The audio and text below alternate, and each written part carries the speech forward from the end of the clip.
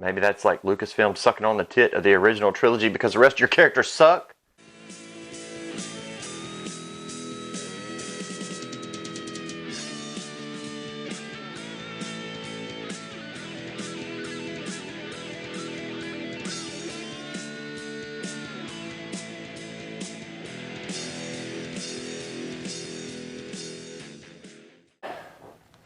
Hey everybody, it's Craig, Views for You.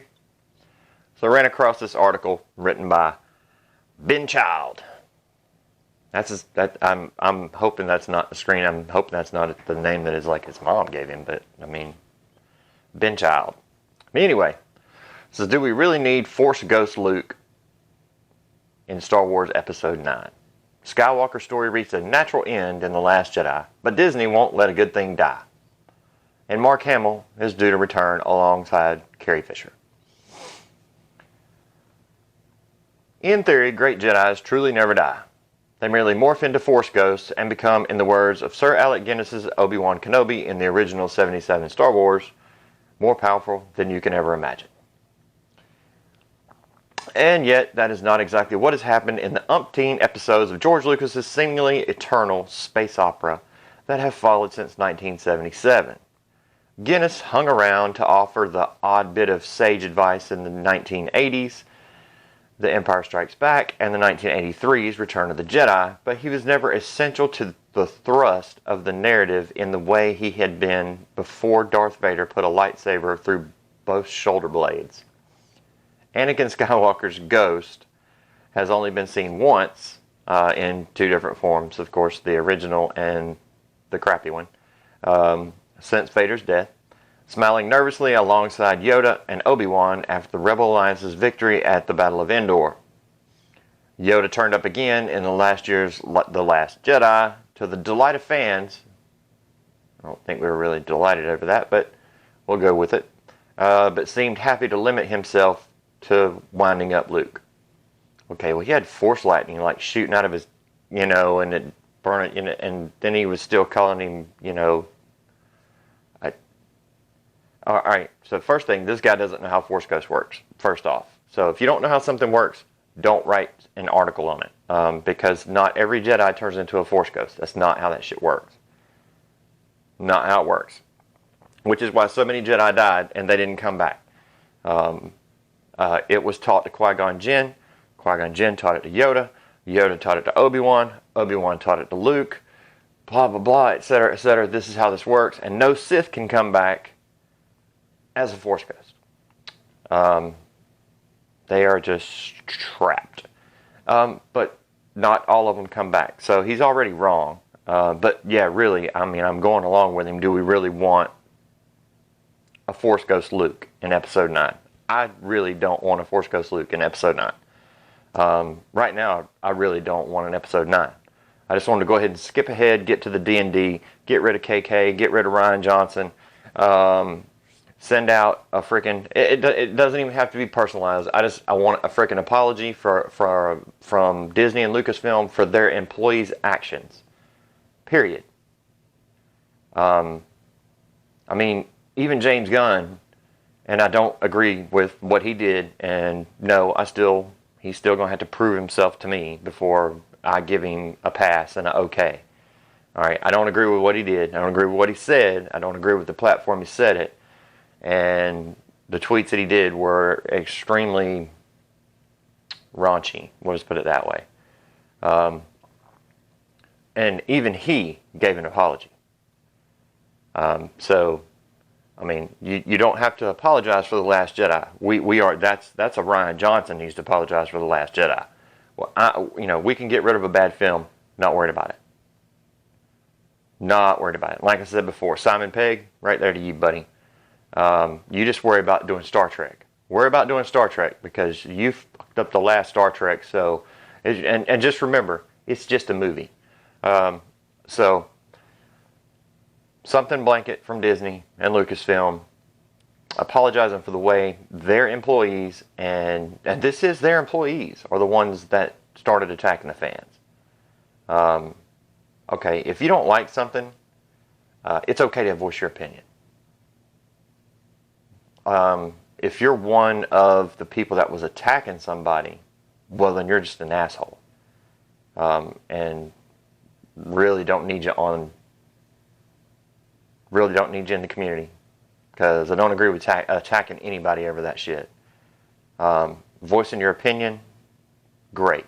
Everybody has a right to do that, and if you were extremely let down, disappointed, or anything else in The Last Jedi, you should have voiced your opinion. And there should have been no recourse. You did not see, because of the professionalism of Ron Howard, you did not see him come back at the fans because we put a stop to Solo's shit. Because of The Last Jedi and because of what we were being called. So Ron Howard actually came in and did a decent job with Solo. But it was our job to put a stop to it. It's the only way Disney is going to, it's all about the money. This isn't George Lucas's Lucasfilm anymore. So this is a corporate holding. It's about money. So we had to teach them a lesson on money. And we're going to teach them a lesson on money on episode 9 too. Unless they do what they need to do. It's not that we're demanding anything. It's just this is the right thing to do. If any of my employees did this at work, they would be issuing a public apology, and then their asses would be fired. Plain and simple. Not an option. So, with that being said, I'm going to go on with this because this dude right here has no idea how Force Ghost works. But I'm going to go with him. Alright?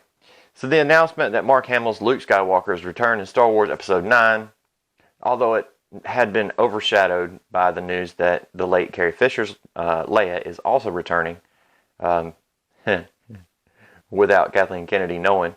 That's hilarious. I love that. Love that. Because she's so in the know. May indicate that director J.J. Abrams plans to show there is more to Force Ghost than the occasional spot of translucid backseat driving. It needs to, because there is otherwise very little point in bringing back Luke at all after his death in The Last Jedi. So far, I agree with that statement. You bring him back as a Force Ghost, pretty much who gives a shit. I don't agree with his death being justified and the way it went and everything else and all the other. Yeah, I don't agree with that. But gone is gone. So for all its faults, wait, I'm going to read that again.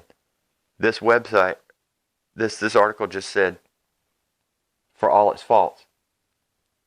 For all of its faults, Rian Johnson's movie had successfully brought Skywalker's journey to a satisfying conclusion after a cowardly period in which he chose to close himself off from the Force following his failure to stop Ben Solo from becoming Kylo Ren. Whoa. I'll just let you comment on that shit down there, but Brett, just comment on that little section right there, right below. It's just that one paragraph right there is wow. That's not successfully bringing Skywalker's journey to a satisfying conclusion when you don't turn him into Luke Skywalker. And Luke redeeming himself by making the ultimate sacrifice to help his friends on Crate just when they need him the most. He didn't. He wasn't there. He didn't help anybody. He didn't do anything. It would make perfect sense for Skywalker to make a cameo as a Force Ghost in Episode 9, following a similar path to his forebears. But the fact that Lucasfilm has announced Hamill so early in the production process of the final episode suggests the actor will play a key role in events. Okay, I'll go with a key role. That's a start. Yoda, voiced by Frank Oz after all, was excluded from pre-release billing of The Last Jedi and only confirmed as part of the proceedings once the audience began viewing the film, which is true. We did not know that, well, it wasn't announced that he was going to be in there. So perhaps Lucasfilm and Disney are simply desperate for one last dance with the stars of the original trilogy, and yet the return of Fisher ought to have filled that particular nostalgia bucket to the brim. Wow, I don't know exactly how to take that statement right there. Maybe that's like Lucasfilm sucking on the tit of the original trilogy because the rest of your characters suck. Okay, we'll go with that because that's exactly what that sentence says to me, right? I mean, you can agree or disagree with, but that's what that sentence says right there. It says that Lucasfilm and Disney are simply desperate for one last dance with the stars of the original trilogy, to fill that nostalgia bucket to the brim. So to me, that's your other characters suck, so you still have to bring in the original trilogy characters and suck off the tit of it. I'll go with that one. The announcement of Hamill's inclusion suggests something unusual must be afoot. Perhaps he didn't really die on Octu after all. It was a mere illusion or a trick of the light. And Skywalker had been cheerfully milking those weird space cow things ever since.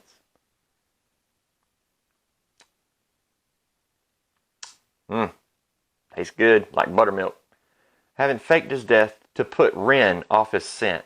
Oh, like Luke Skywalker would be scared of Kylo Ren? Seriously?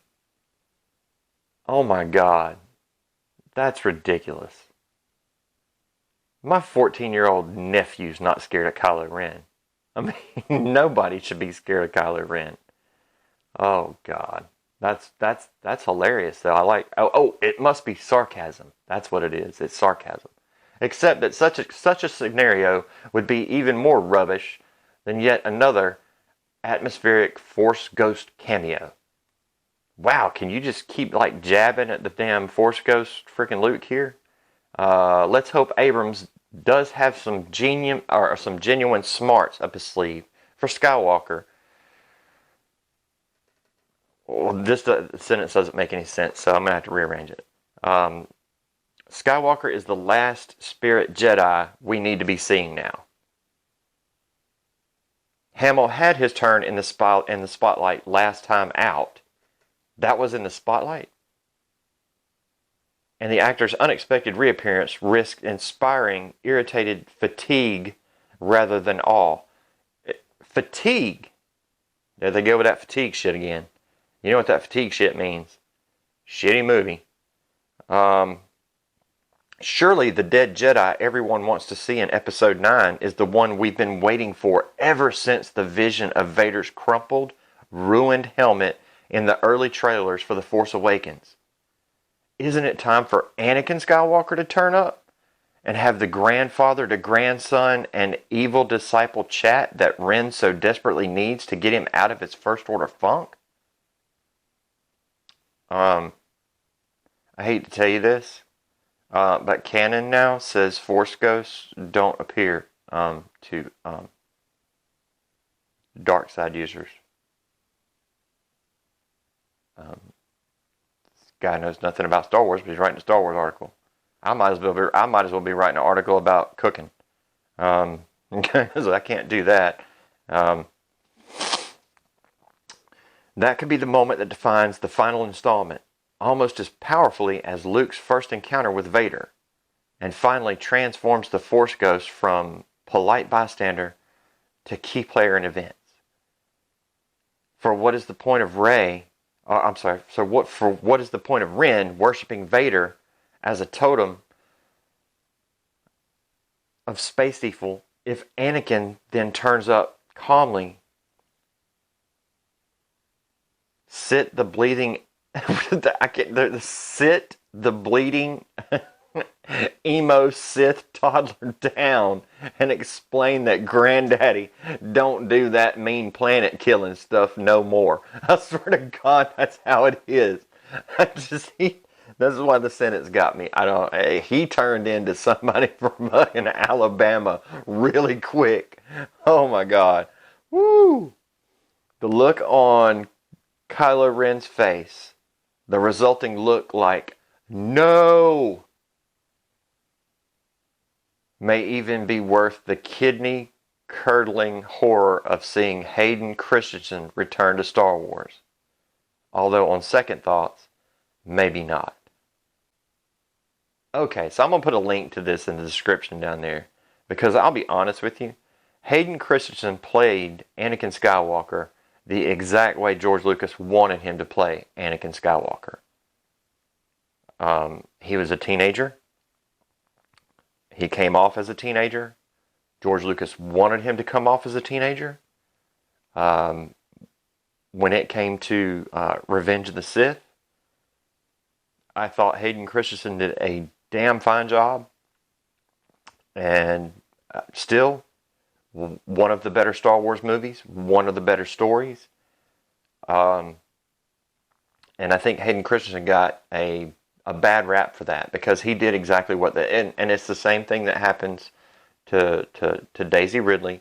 It's the same thing that happens to Kelly Marie Tran and John Boyega. They get a bad rap because of the directors and the writers. All right, Hayden Christensen played that role exactly how Lucas wanted him to play that role. So I'm not going with this crap here. I think Hayden Christensen did a damn fine job, and it wasn't the fans that blew Hayden Christensen away from movies. It was actually things like this right here, the articles that came out about him. Same thing with the guy that played Jar Jar. It wasn't the fans, even though we didn't like Jar Jar Binks. It was the media that was constantly attacking the Jar Jar Binks character. Luckily, he was able to come out of that, and so I'm glad he's doing better. So what do you guys think? I mean, I know what I think. If Luke's going to come back, he doesn't need to be a Force ghost. But I mean, this guy right here knows absolutely nothing, absolutely dick about being a Force ghost, or Star Wars in general, or Jedis, or anything else. So, however, I mean, some of this does go along with some things that have been said, and I'll let y'all discuss this among yourselves down there in the comments. Leave me a comment down below. You know me. I'll comment back as much as I can possibly comment back. I try to go through everybody's comments. If you're going to leave a negative comment, you might as well just leave. I mean, just leave. Because, I mean, just leave.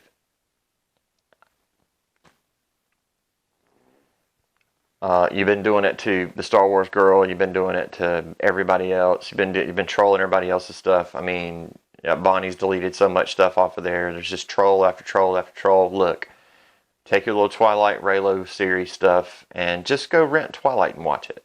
All right, that's not Star Wars. And if you think it is, you're in for a rude ass awakening when that man right there comes on in the D&D trilogy. Because that sucker right there is a badass. So anyway, what do you think about that? What do you think about Luke coming back as a Force ghost?